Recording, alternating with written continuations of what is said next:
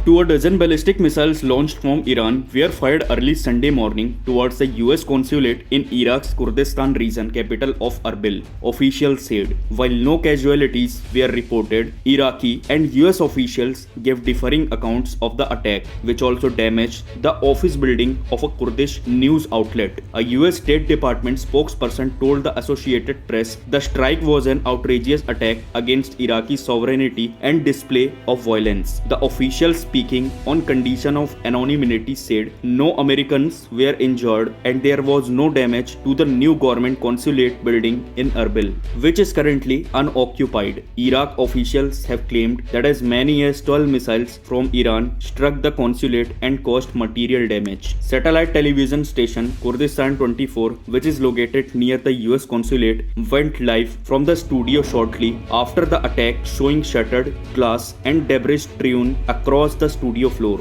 The attack is being investigated by the government of Iraq and the Kurdish regional government. Iraq officials claimed that the missiles were fired from Iran without elaborating. US officials could not confirm what type of missiles were fired. The strike comes days after an Israeli airstrike killed 2 members of Iran's Revolutionary Guard near Damascus, Syria. Iran's foreign ministry strongly condemned the attack Wednesday and vowed revenge. Iran's state-run IRNA news agency quoted Iraqi media acknowledging the attacks in Erbil but did not say where the missiles came from. Negotiation talks in Vienna, Austria surrounding America's potential return to the 2015 Iran nuclear deal broke up with an agreement on Friday after new Russian demands scrambled the talks. Marine Gen Frank McKenzie, the top US commander in the Middle East, told AP in December that while remaining US forces in Iraq have pivoted to a non-combative advisory role,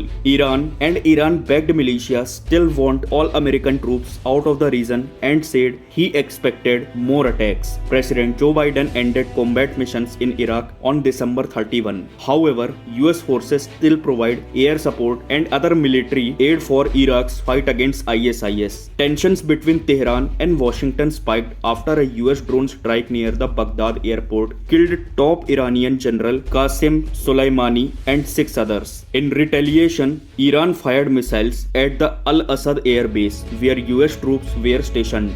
Other 100 service members suffered traumatic brain injuries in the blasts. Many officials believe Iran-backed Shiite militias were behind the assassination attempt on Iraqi Prime Minister Mustafa al-Kadhimi when armed drones descended on his Baghdad home in November. Iran has also blamed for a drone strike on the US military outpost in southern Syria in October. No Americans were injured or killed on Sunday, Prime Minister Mustafa al-Kadhimi tweeted. The attack that targeted the dear city of Erbil and terrorized its residents is an attack on the security of our people.